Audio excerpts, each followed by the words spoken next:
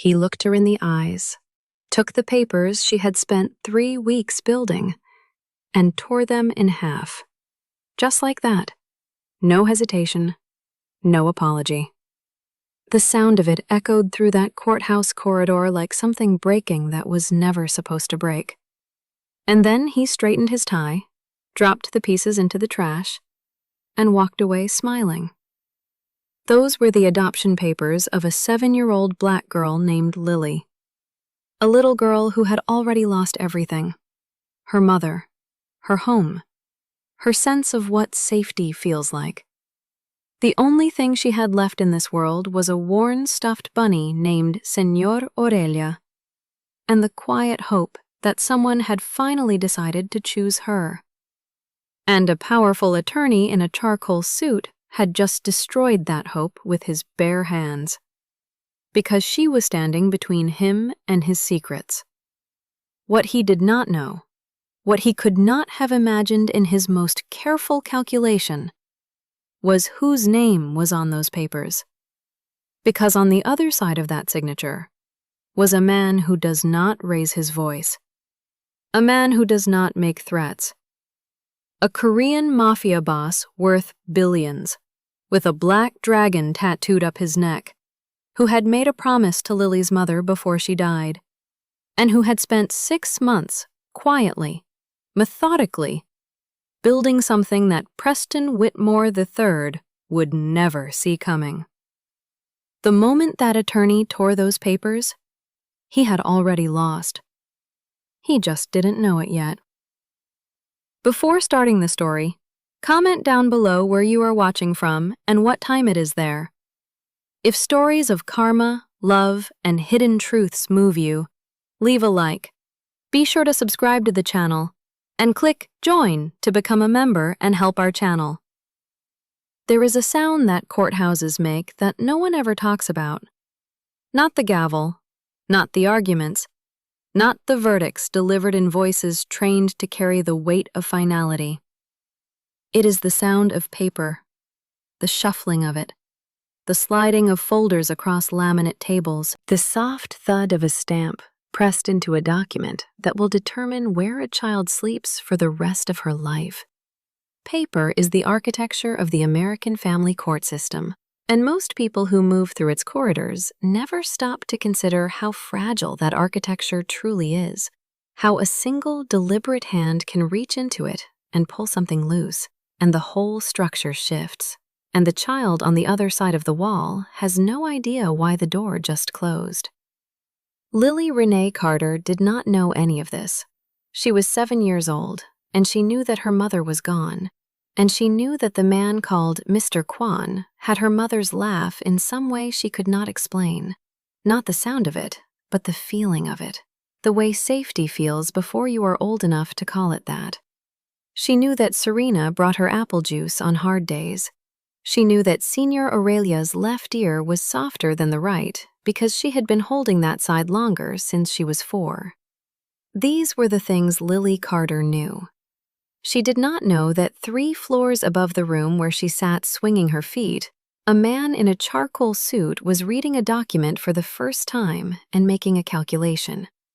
Preston Whitmore III had been making calculations his entire career. That was, in truth, the only honest way to describe what he did. Not law, not justice, not advocacy. Calculation. He had an extraordinary mind for identifying the point at which a situation became a liability and the point at which a liability could be neutralized before anyone with the authority to care began asking questions. This was the skill that had built him. The offices, the homes in 2 states, the watch that caught every light in every room he walked into, the reputation that made judges straighten slightly when his name appeared on a filing. He had neutralized 41 situations in 26 years. He had never once thought of them as people.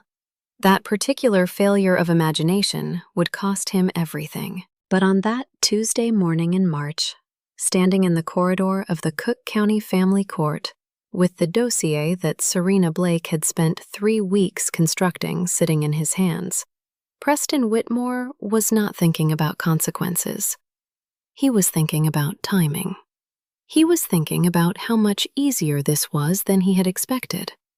He was thinking that the woman in front of him, with her box braids and her Michael Kors bag and her absolute belief in the system she served, had handed him the solution to his problem inside a manila folder.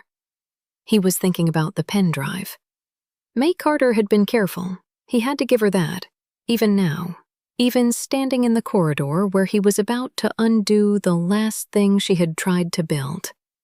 She had been a careful woman, a quiet woman, an honest woman who had, by an accident of proximity, learned things that careful, quiet, honest people were never supposed to learn.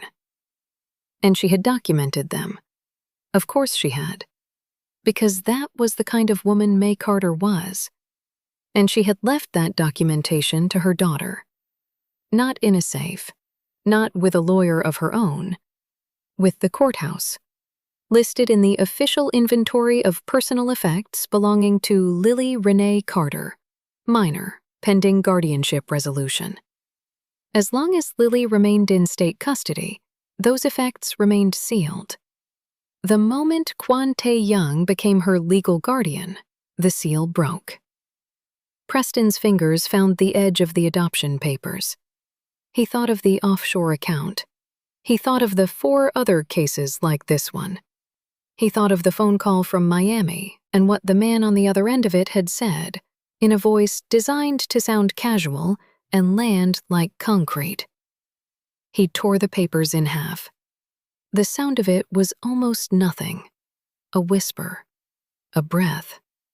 The kind of sound that history makes when it turns, and no one in the room is listening carefully enough to hear it.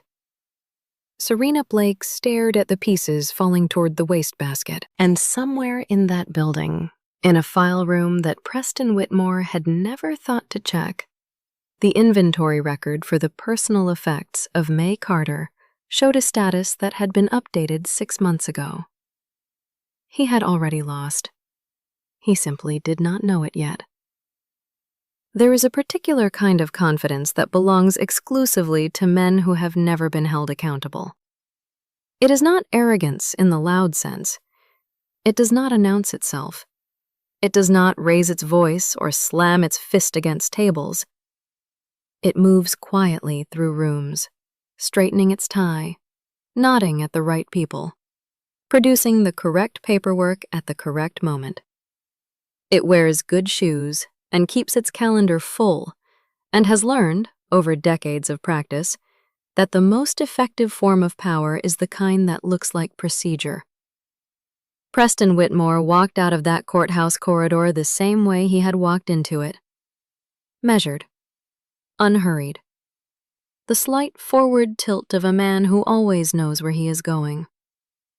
His driver was waiting at the curb. Black sedan, tinted windows, the quiet luxury of a car that signals success without announcing it. Preston settled into the back seat, loosened his tie by exactly half an inch, and reached for his phone. He had 3 calls to make: his assistant, his socio, and the number in Miami that would no longer exist by the time he tried it again.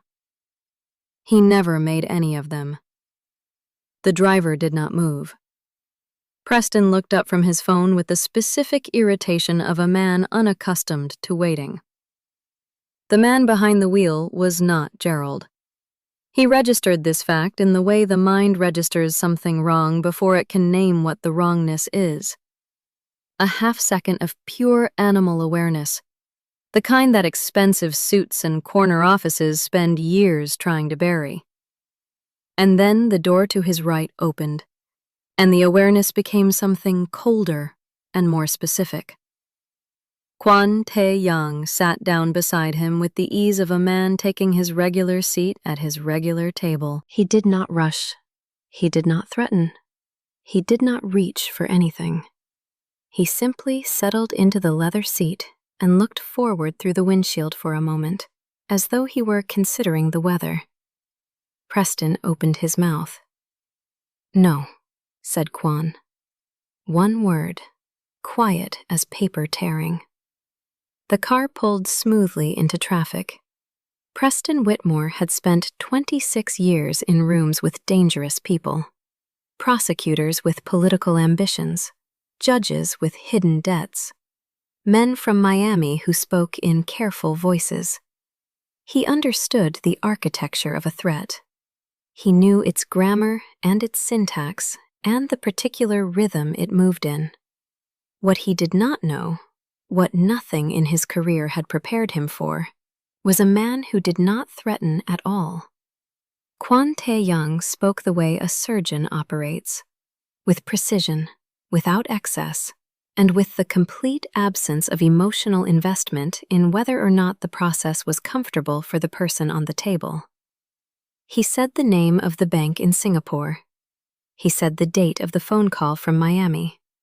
He said the number of cases, not one, not the Carter case alone, but 4 others, stretching back 8 years, each one a child left waiting while Preston Whitmore calculated what their waiting was worth to him.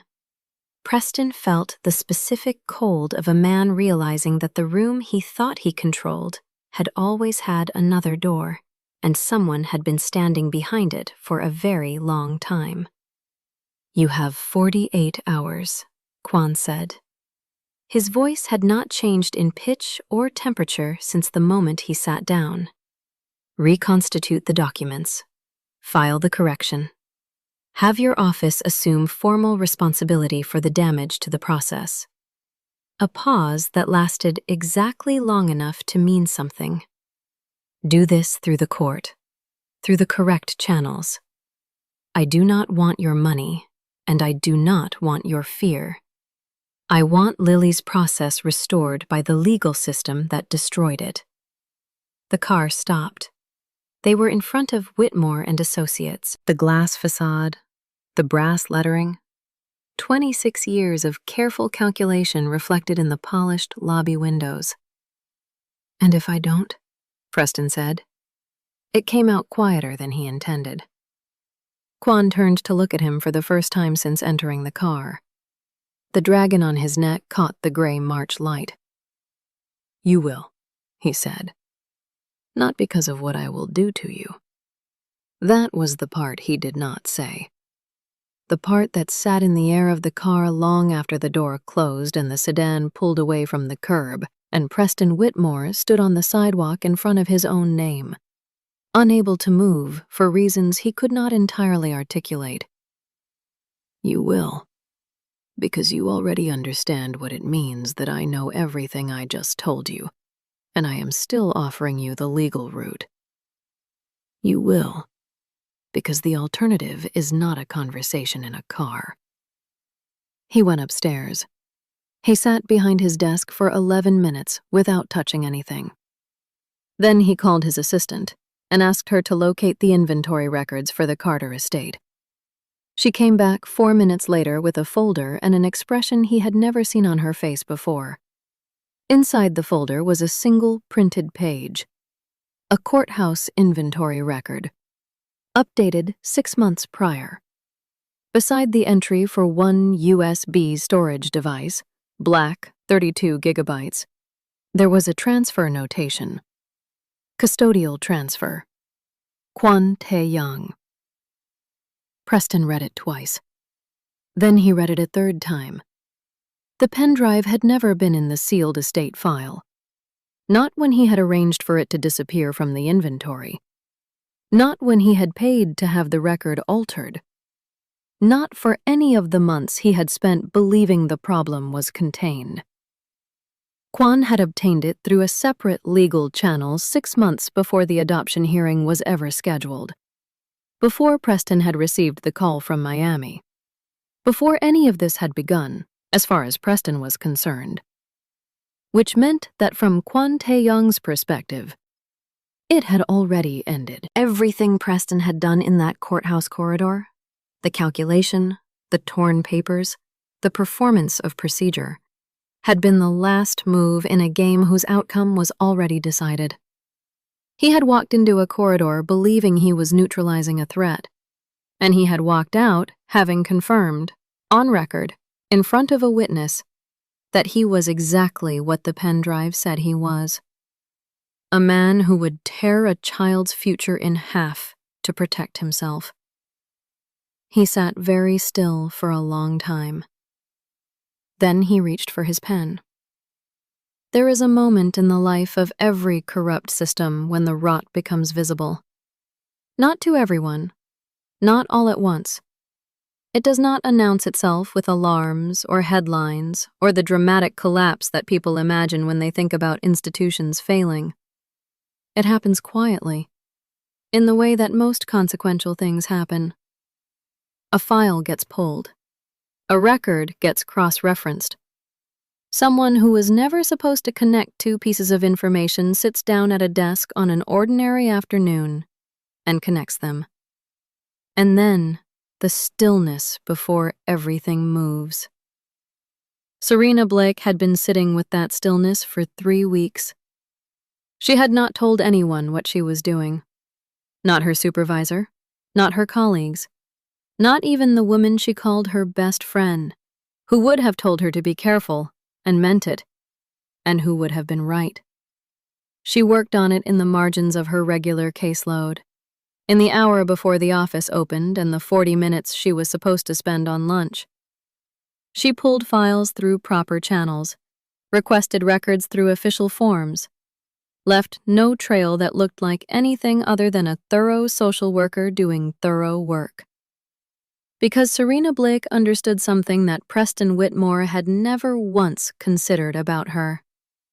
She had grown up in this system, not as a professional, as a child.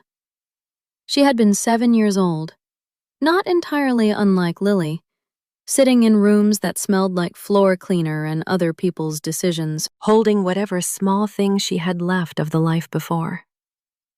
She had learned to read the system from the inside out, the way people learn languages when they are immersed in them before they are old enough to know they are learning. She knew where the records were kept and how they were indexed, and which forms triggered automatic review, and which ones quietly disappeared into storage without anyone checking the destination.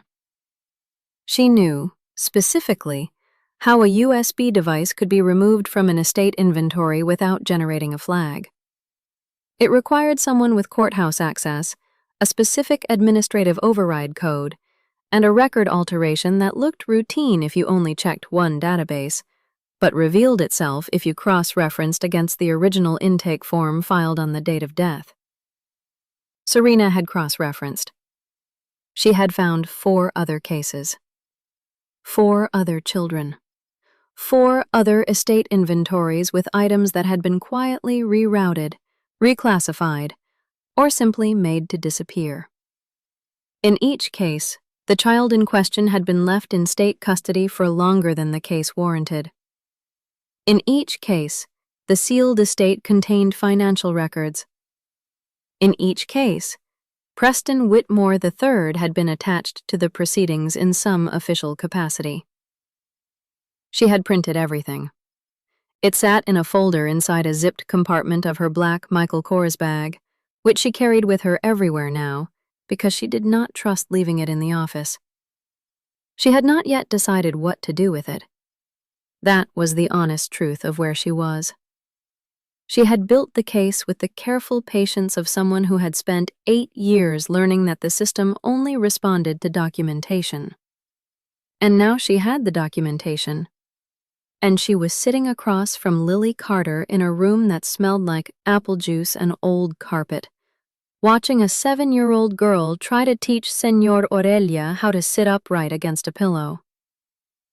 "He's not very good at sitting," Lily said, with the tone of someone reporting a minor disappointment. "No," Serena agreed. "He tries, though." Lily propped the bunny up again with the patience of a person who has decided that effort matters more than outcome. "My mom said that's the important part, that you try even when it's hard." Serena looked at her hands. May Carter had said that. May Carter, who had worked double shifts at a hospital where she was underpaid and overextended, who had raised Lily alone without complaint. who had kept a USB drive with financial records that incriminated a senior partner at one of Chicago's most powerful law firms. Not because she was brave in the dramatic sense, but because she believed that documentation was protection. And because she had learned, the same way Serena had learned, that the system only responds to what you can prove. May Carter had been trying, even when it was hard. And then she had died in a car accident on a wet Wednesday night on the I-90. And the accident had been ruled an accident. And no one had looked at it twice, because accidents on the I-90 on wet Wednesday nights were not unusual. And May Carter was not the kind of woman whose death generated the particular attention that might have caused someone to look twice. Serena had thought about this. She had tried not to. She had constructed the careful wall of professional focus that 8 years in child welfare builds in a person. The ability to separate what you feel from what you can prove. To stay inside the boundary of your documented role. But the wall had a crack in it now, and through the crack she kept seeing the same thing. 4 children, 4 estate inventories, 4 sets of financial records made to disappear, and 1 attorney who had known, in each case, exactly what those records contained. She zipped her bag closed. The next morning, she made 2 calls. The first was to a contact at the Federal Bureau of Investigation's Chicago field office, a woman she had met 3 years ago at a conference on child trafficking and financial crimes, who had given her a card and said, "Call me if you ever see something that doesn't sit right." Serena had kept the card in the back of her wallet, behind her library card, in the place where she kept things she hoped she would never need. She needed it now. The second call was to the number she had dialed 3 weeks ago from the courthouse corridor, the one that had been answered by a man with a neutral voice who had told her Kwon Tae-young already knew. This time, Kwon answered himself. She told him what she had found. He listened without interrupting. This she would think about later. How he listened. Not with the impatience of someone waiting to respond, and not with the performance of attention that most people produce when they want to appear engaged. He listened the way people listen when they already know most of what you are telling them, and are waiting for the specific detail that confirms the last piece. When she finished, there was a silence of perhaps 4 seconds. "The 4 other children," he said. "Do you have their case numbers?" She read them to him. Another silence. "Send me copies of everything you have documented," he said. "Through your FBI contact, not to me directly." A pause. "You understand why." She understood why. "The hearing is in 3 weeks, she said. "I know." "Are you—" She stopped, reframed. "Lily asked about you. She wanted to know if you still wanted to adopt her, even with everything that happened." The silence this time was different. It was the silence of a man who had spent a very long time building walls of his own, and who was standing at a crack in one of them, looking through at something he had not allowed himself to look at directly in a very long time. "Tell her," he said, finally, "that I have been trying, even when it is hard." Serena closed her eyes for 1 second. Then she picked up her bag and went back to work. There is a specific quality to justice when it finally arrives that no one who has not waited for it can accurately describe. It is not triumphant. It does not arrive with the clean satisfaction of a story that knew where it was going all along. It arrives the way dawn arrives after a night that lasted too long. Gradually, unevenly, with cold light before warmth, and the particular exhaustion of a person who stayed awake to make sure the darkness actually ended. Serena Blake sat in the courthouse corridor on a Thursday morning in April and felt all of it at once. The hearing had been rescheduled twice. Once because of Preston Whitmore's formal correction filing, which had required the court to process the reconstituted documents and assign a new date.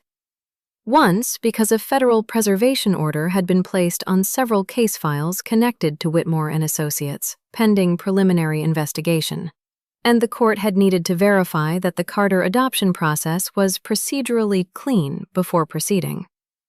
It was. Every document, every signature, every cross-reference. Clean. Serena had made sure of that with the same patient, meticulous care she had brought to everything else. Because that was the work. That had always been the work. Not the dramatic confrontation, not the moment of revelation, but the hours before and after those moments, when someone had to sit down and make sure the paperwork was correct, because the paperwork was what protected the child when everything else failed. She straightened the folder on her lap and looked up. Kwon Tae-young was walking down the corridor. He moved the same way he always moved, she imagined, though this was only the second time she had seen him in person. With the economy of someone who had learned long ago that presence was not about volume. His attorneys flanked him at a respectful distance.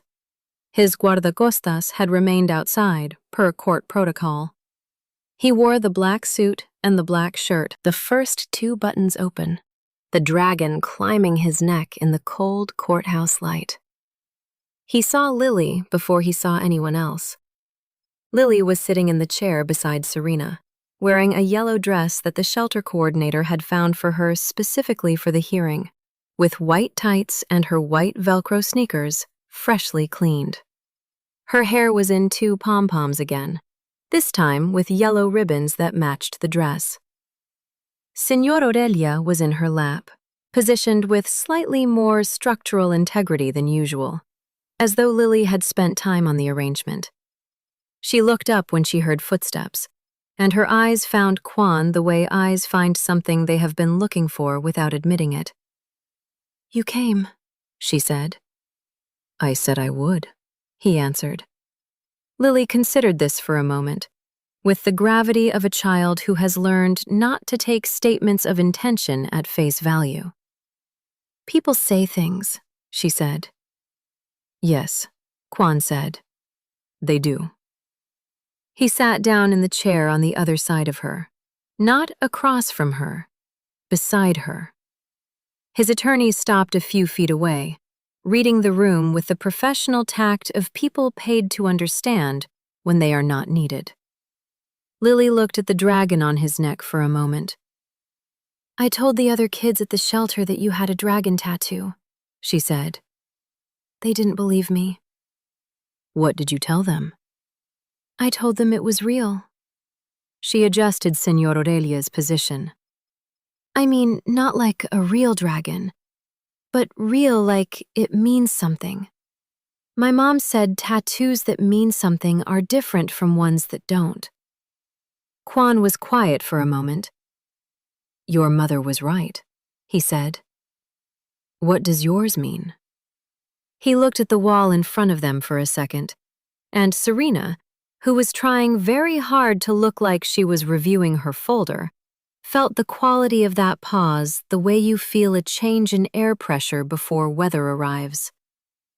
"It means that the things that tried to destroy you become part of you instead," he said, "and you carry them forward."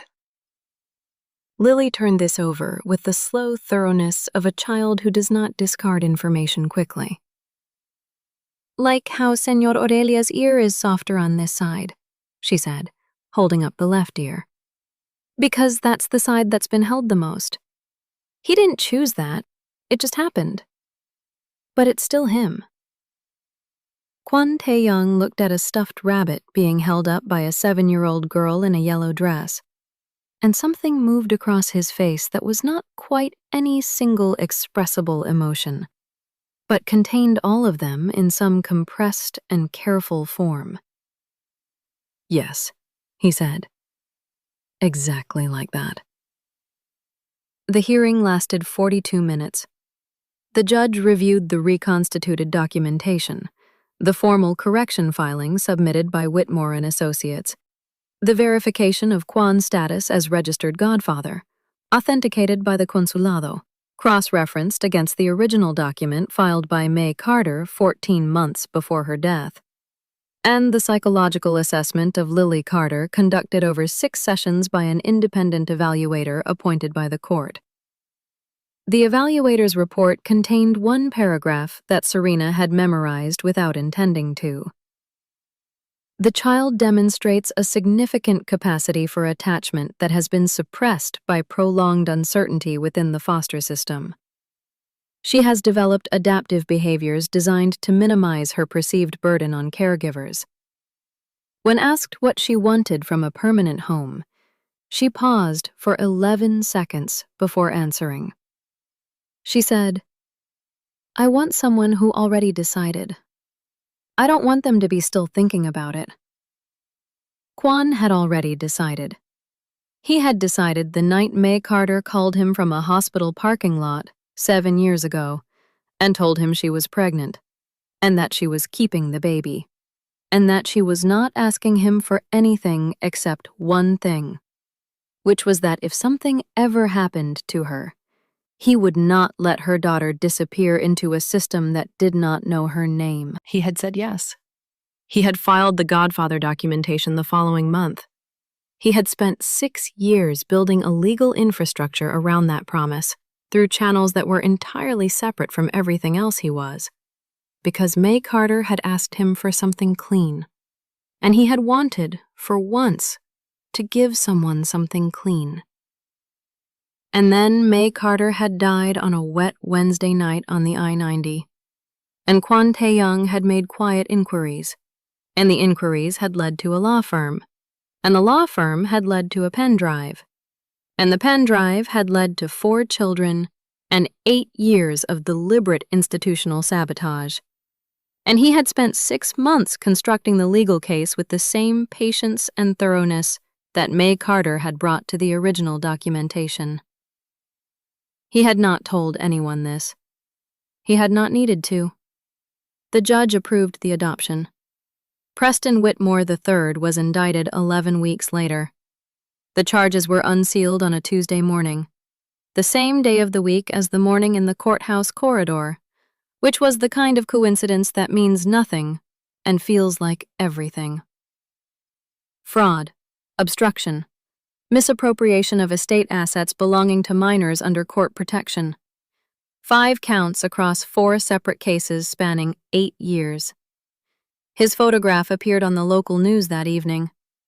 The silver hair, the pale eyes, the expression of a man who had not yet fully accepted that the architecture he had spent a career building had been taken apart quietly, methodically, and completely by a social worker with a Michael Kors bag and a contact card she had kept behind her library card for 3 years.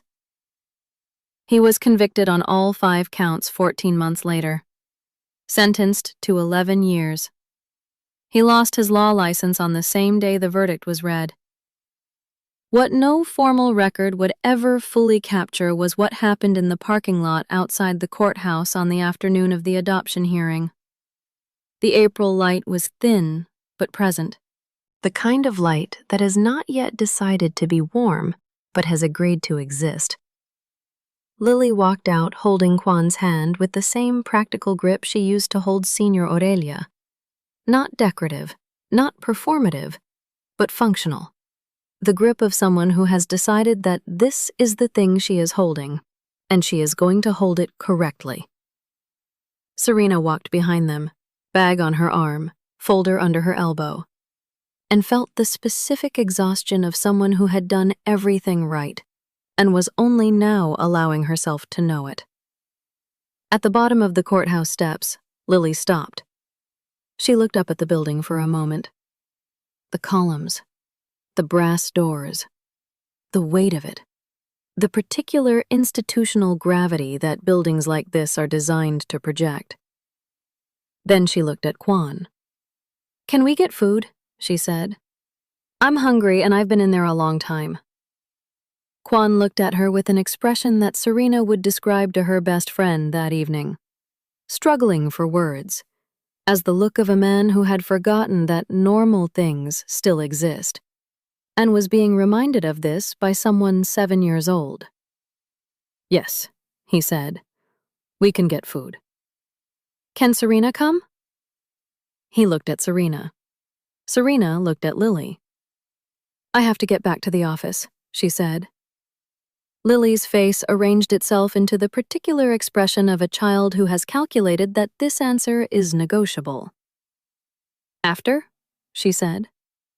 Serena thought about the other files on her desk, the other names, the other children sitting in rooms that smelled like floor cleaner, holding whatever small thing they had left of the life before. She thought about May Carter working double shifts. She thought about a pen drive and a careful woman and a promise made in a hospital parking lot by a man the world would never fully understand. She thought about what it means to try even when it is hard. "After," she said. "I'll be there." Lily nodded, satisfied, and turned back toward the parking lot, still holding Kwan's hand. Senior. Oreja tucked firmly under her other arm, the yellow ribbons in her hair catching the thin April light. And the quiet did not feel like an ending. It felt like the specific silence of something that had finally, after a very long time, been allowed to begin. Serena Blake didn't save Lily because she was smarter than Preston Whitmore. She saved her because she never let go of what she knew to be true. Even when the system failed her, even when the evidence disappeared, even when no one was watching. She didn't beg for recognition. She didn't wait for someone to validate what she already saw. She moved from a place that no manipulation could reach. That place has a name: clarity, dignity, self-trust. And if you have ever found yourself over-explaining, over-waiting, or making excuses for behavior that your own instincts had already flagged a long time ago, I want to introduce you to something created specifically for you. The Woman He Can't Manipulate 30-Day Reset. A guided 30-day challenge for women who have lived long enough to know the difference between love and confusion, and who are ready to stop accepting less than they deserve. It is not about becoming hard. It is about becoming harder to confuse. If you saw yourself in this story, if you have ever been the woman who stayed, who endured, who kept explaining, the QR code is on your screen right now, or find the link pinned in the comments. The reset begins the day you decide your piece is no longer available for negotiation. If this story moved you, stop for a moment and reflect. Have you ever watched someone dismiss another person, overlook them, underestimate them, treat their pain like paperwork, simply because they believed there would be no consequence? And have you ever been the one who was dismissed? The one the system was supposed to protect, but didn't? And think about this. Is there someone in your life, someone who the world would never expect, who has been quietly, faithfully keeping a promise to you, even when you couldn't see it? Tell us your experiences and feelings in the comments. We read them all. And if you believe in stories about justice, protection, and the kind of love that does not abandon, leave a like, be sure to subscribe to the channel, and click Join to become a part of our community and help the channel.